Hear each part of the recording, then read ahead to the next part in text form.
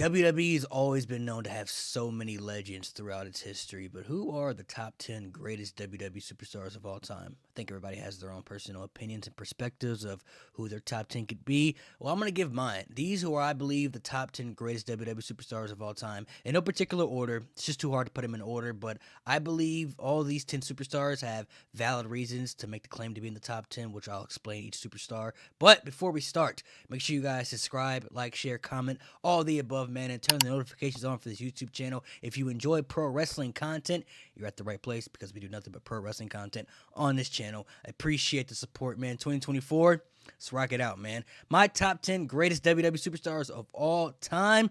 Let me know if y'all agree or disagree. Once again, this list is in no particular order, but we got to keep it non-biased, man, here on the channel. You see Hulk Hogan, man. He's got to be in the top 10 greatest WWE superstars of all time, I believe. I don't see how he couldn't be. He was the first superstar to help catapult WWE into the heights that, Vince had the vision to where he needed to go to. When he bought the company from his father in the 80s, his goal was to make WWE where it is today. Global, recognized worldwide on a national standpoint. And the Hulkamania era helped catapult WWE, whether anybody likes it or not. It's just a fact. I'm sorry. Like, it just helped catapult WWE to bigger heights than, you could imagine at that time. You could say Hulk Hogan's a bad wrestler. He's had good matches. He wasn't the best in-ring performer, that's for sure. He was limited in the ring, but he still was able to go out there and put on good matches. His character and promo ability was good. It's obviously why people, loved Hulk Hogan in the Hulkamania era, because they believed in the Hulkamania character, you know what I mean? Not to mention what he did for WCW, too, the whole NWO stuff. I mean, he was helping WCW thrive in the Monday Night Wars for a while before, that went downhill. So, Hulk Hogan, he just is on here for impact more than anything. Not too many people can say they have, the type of impact, that he had for WWE. It's hard to deny, man. The impact for Hulk Hogan that he had in the beginning, early stages for WWE, when they were trying to, get their foot through the door and get to the, barriers that they wanted to get to. Hulk Hogan was the guy to help uplift the company and push it, further to where it needed to go. So Hulk Hogan's on this list for impact alone. I don't see how Undertaker couldn't be in anybody's top 10, honestly. I think he's on the Mount Rushmore of greatest WWE superstars of all time for me personally, but that's a different, conversation for a different day. Undertaker, greatest character in WWE history by far. At one point when we all watched wrestling, he had us all believing at one point that he was like a dead man. Like, we all believed he was human, but he wasn't human at the same time, which is crazy to think about. That logic is just insane. But he played that character so well, we all really believed he was like the Undertaker for real. Like, we believed that was him. Like, off the screen, on the screen, we believed that's how he really was. So he played that character to a T. The only person that could have played that well is Mark Calloway himself, man. One of the greatest of all time, an absolute legend in the business. He's definitely in the top 10. His longevity was incredible. And one of the superstars who didn't need a world championship either to be relevant on the roster. Keep that in mind. Undertaker doesn't have that many world title wins, but he was one of the people on the roster who really didn't need to be a world champion because his character was so over and so just larger than everything you could imagine. He didn't need a world championship to be relevant. Everything Undertaker did was must-watch TV, so Undertaker definitely cracks the top 10 for sure, unanimously to me. The showstopper, the headliner, the icon, Mr. WrestleMania, the Heartbreak Kid, Shawn Michaels himself, the man of many nicknames, got to be in the top 10 greatest WWE superstars of all time. He's the greatest in-ring performer in WWE history in my eyes. This guy could have a 5-star match with the broomstick. He was that great. Shawn Michaels just embodies everything, what a WWE superstar was, to succeed at a high level. I mean, he could do literally everything, man. Shawn Michaels was just a once-in-a-lifetime performer. Another guy who also didn't need a world title, to be relevant. Now, during his first run in the 90s and stuff like the 80s and 90s, he was more looked at as the top guy. But go back in the 2002 and 2010, in that time frame, like in that era, Shawn Michaels never needed a world championship to be relevant. He won a world title one time. Other than that, Shawn Michaels was just putting on great matches, having great feuds, and telling great stories. That's all he did, and that's all he needed to do. Because nobody could touch the level that he was at when it comes to being inside the squared circle, when it comes to performing inside the ring. Shawn Michaels, literally is just an all-around incredible performer, man. There will never be another Shawn Michaels in my eyes, man. Shawn Michaels definitely has to crack the top 10. Some people even would put him in the top 5. Some people would even have him as the greatest of all time. The Game, Triple H. I had some water, I'd do the whole entrance stuff, but I ain't got it. So Triple H definitely is in the top 10 for sure. He's had one of the best WWE careers of all time, one of the best heels in WWE history of all time too. Mount Rushmore of greatest heels in WWE for me. I mean, Triple H was like a menace in his prime, man. And on top of that, he could be very entertaining as well. I think that's the thing that people don't talk about a lot when it comes to Triple H's career. Like, yeah, he was a phenomenal heel, and he's known best for his heel work, but the stuff he would do in DX when he was a babyface and all that stuff, like, Triple H was a phenomenal entertainer, man. He can be funny, he has charisma, he's charismatic, like, Triple H was just really, really good, man. Has great matches, most of his best matches were, non-DQ matches with, stipulation, but that doesn't, add an asterisk to his legacy, I don't think.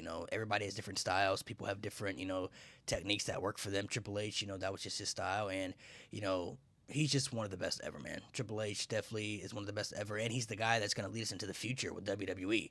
I mean, the stuff that he did with NXT during the black and gold era, all the superstars that he tried to help create and build, it wasn't his fault when they got destroyed on the main roster, because he didn't have control of the main roster. But now that he's back in charge of WWE and he's in charge of the main roster stuff fully creatively, man, he's going to be in charge of the future, man. And I think the future is very, very bright, man. WWE is looking very high right now, I would say. And Triple H is going to be responsible for a lot of great things and some bad things for the future. I mean, not everything's going to be perfect, right? He's not going to be the perfect embodiment of a boss. You know what I mean? There's some things he's going to do great, some things he won't do great. That's fine. But I think he's going to do a lot more good than bad. And as far as his career goes, top 10 career of all time, WWE history, no doubt. Listen, this one may surprise some people, but we're going to talk about it. I have Edge in my top 10 greatest WWE superstars of all time. I feel like Edge is highly overlooked and underappreciated a little bit. We know he was retired for the 9 years due to the neck injury, but all the stuff that he accomplished in that time frame, first person to win Money in the Bank, won a Royal Rumble, multiple-time World Champion, Tag Team Champion, Intercontinental Champion, U.S. Champion. I mean, Edge did everything. He did everything. And his heel work, I mean, my gosh, the heel work that he did in the time frame in the Ruthless Aggression era was just some of the best you've ever seen. Growing up as a kid, Edge was the guy that I hated the most. We all have, people that we didn't like when we were kids, and Edge was that guy for me. I couldn't stand him, bro. I hated him with the passion. Like, Edge really got under my skin and would make my blood boil, man. Like, Edge was just such a great heel at playing that character, and everything about Edge, too, was just great, man. His storytelling is great. His promos are phenomenal. I think he's honestly one of the most underrated on the mic, too, man. Like, Edge, when it comes to his storytelling on the mic, his intensity that he draws, telling the stories that he's telling on the mic, too, which is very, very good. I think Edge, deserves and has a spot in my top 10 greatest WWE superstars of all time. Some people may replace him with another superstar, but for me, Edge's career is a top 10 career of all time to me. Can you smell it, man? The most electrifying superstar in all of entertainment, man. Dwayne "The Rock" Johnson. Gotta be in the top 10, man. Like, The Rock embodies everything to me what a WWE superstar should be. He has zero flaws in his game. He can have good matches with anybody. He can cut great promos. He can be entertaining. He can be serious. He can be a great babyface, a great heel. The Rock can literally do everything. He can do everything, man. The Rock embodies everything a WWE superstar, like, really, really should be to be at the high level, to be considered to be, like, in the GOAT conversation, man. The Rock, megastar, one of the biggest stars, not even just in wrestling, but all in the world, man. Like, The Rock is just a true once-in-a-lifetime type of just special human being, man. Like, The Rock is just a great, great performer, man. He's just that great. He definitely has to crack, the top 10 for me. And what people really don't realize, too, his peak wasn't too long on top. During the Attitude Era, when The Rock was one of the faces of the WWE, one of the pillars, he wasn't, on top that long. From, 98 to 2004 when he left and went to Hollywood. Like, that's not a really long time. But in that time frame, he did so much. He became such a big star. His impact was just revolutionary. He did so much in that time frame, and The Rock just has to be on here, man. Not too many superstars can even breathe the same air when it comes to being on the superstar type level that The Rock is at, man. The Rock definitely cracks the top 10. Yes, Stone Cold is on here. I know some of y'all probably like, where's Stone Cold at? Where's Stone Cold at? Just be patient. Of course Stone Cold's on here, man. How could he not be? The biggest draw, the biggest star in the history of WWE by far. The numbers don't lie. The Austin 316 t-shirt is the most, sold t-shirt in WWE history. Ratings were at an all-time high when Stone Cold Steve Austin was the man for WWE during the Attitude Era. Ratings will probably never even touch that again, if we're being honest. Like, it's just going to be hard to do. So, Stone Cold Steve Austin definitely is on here, man. His career was just, phenomenal. And he was another guy like The Rock who wasn't on top that long either. Stone Cold Steve Austin, due to injuries, had to retire, in 2003 because of the neck injuries and everything that he had. But his peak wasn't too long, but what he did in the time frame of his peak was just God tier. I mean, it was just godly. Like, this is the word for it. Godly with the capital G. Stone Cold Steve Austin, man, is just definitely one of the top 5 greatest WWE superstars of all time. He didn't have to be, around long to, you know, he didn't have to be around long enough to really be, I guess you could say, considered to be in the GOAT conversation. Like, Stone Cold Steve Austin, to me, is in the GOAT conversation because of the impact that he had for WWE and helping, save them during the Monday Night Wars. He wasn't around long. He didn't have a stretch like an Undertaker or, some other people. But what he did in the time frame that he was there, show me somebody else who did what he did and, helped, revolutionize and the impact that he had for WWE in those time frames. You ain't gonna find nobody else. Gotta throw up the salute, man, and have some hustle, loyalty, and respect. John Cena, without a doubt, was on this list, man. It's so crazy because John Cena, during his peak, was the most polarizing superstar in WWE history. I mean, half the crowd's chanting, "Let's go Cena." The other half is chanting, "Cena sucks." John Cena is my all-time favorite WWE superstar. He was the one guy that I idolized and wanted to be like when I was a kid, and really got me into WWE heavily when I fully started watching. But I saw his entire career before he even won the WWE Championship, from his growth to becoming the man, leaving the Doctor of Thugonomics character behind, and then becoming, the guy that he is today, man. And John Cena, his improvements in the ring, I know at one point he was called, the 5 moves of doom, but then you watch 2015 John Cena, and it was like, man, it was on crack or something. I don't know what he was on, but John Cena was doing all types of crazy stuff, springboard stunners and hurricane ranas and crazy things, improving his moveset, man, to prove that he could actually wrestle in the ring. He's had tons of great matches in WWE, one of the best on the mic, and was on top of WWE for damn near a decade without changing who he was one time, which is really hard to do because wrestling a lot of times is about reinventing yourself. And John Cena, when he became the man, never once changed who he was, never once turned heel, never once did anything that, the fans who hated him wanted him to do. Some people were just begging for a little John Cena heel turn, just something different, because he was too PG, he was too corny with this character, something that doesn't appeal to the kid audience. And he never once changed who he was, but always managed to be the most relevant, the biggest star, and the biggest draw in the company. And that's just very, very hard to do in a decade time frame without changing who you are once, and you can still manage to have all 3 of those spots. John Cena definitely cracks top 10 of all time, no doubt about it. Do you hear that? You hear that? You hear that? If those voices in your head are telling you Randy Orton's in the top 10 greatest WWE superstars of all time, you are correct. Because Randy Orton, to me, definitely is in the top 10 greatest WWE superstars of all time. I mean, his body of work speaks for itself. 2-time Royal Rumble winner, Money in the Bank winner, WrestleMania main eventer, multiple-time world champion, U.S. champion, Intercontinental champion, was part of one of the greatest factions of all time, Evolution. Randy Orton has done literally everything you could do. Checked every box off in WWE. Plus, not to mention the heel work that he's had, one of the top 3 greatest WWE heels of all time to me, if you ask me. His intensity, everything about, the Viper gimmick.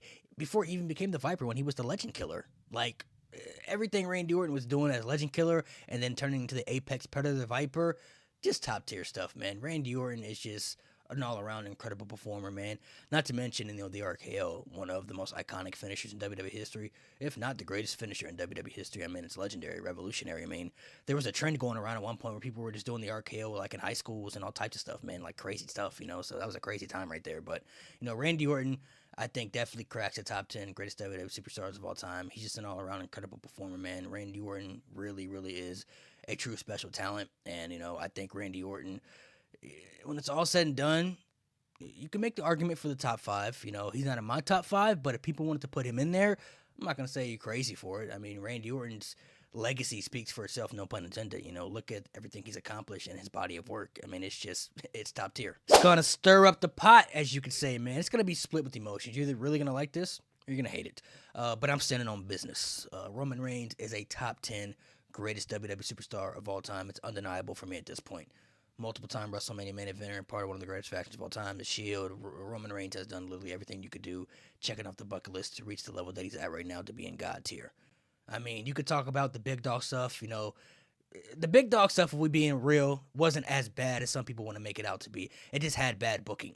Now, there were some dark times with the Suffering Succotash promo, the Magic Beam promo. My gosh, that 2015 Roman Reigns was not it, man. He was not showing that he, had the levels to be that dude, I guess you could say. But If anything, what Roman Reigns has done the last few years with the Tribal Chief stuff, he's showing that he could have always been at this level some years ago. If WWE had just, stopped trying to push him as the babyface that they saw him as, that was never going to work for him. Roman Reigns was never going to be the next John Cena type babyface. That was never fit for him. Roman Reigns is doing what he's always supposed to been doing the last few years, embodying the Tribal Chief gimmick to make it one of the best ever. The Tribal Chief stuff is just incredible. Not to mention the Bloodline storyline he's helped produce along with that. One of the best storylines of all time. They've been calling it cinema. Roman Reigns is a part of that. Not to mention a champion for 1,000 days in the era that we live in. It's unheard of. You could talk about him not showing up and being part-time and stuff. None of that matters at the end of the day.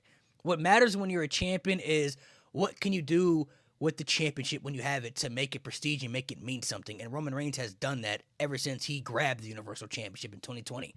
There have been a lot of champions who were around full-time, but a lot of those champions weren't that great. Look at The Miz when he was IC champion.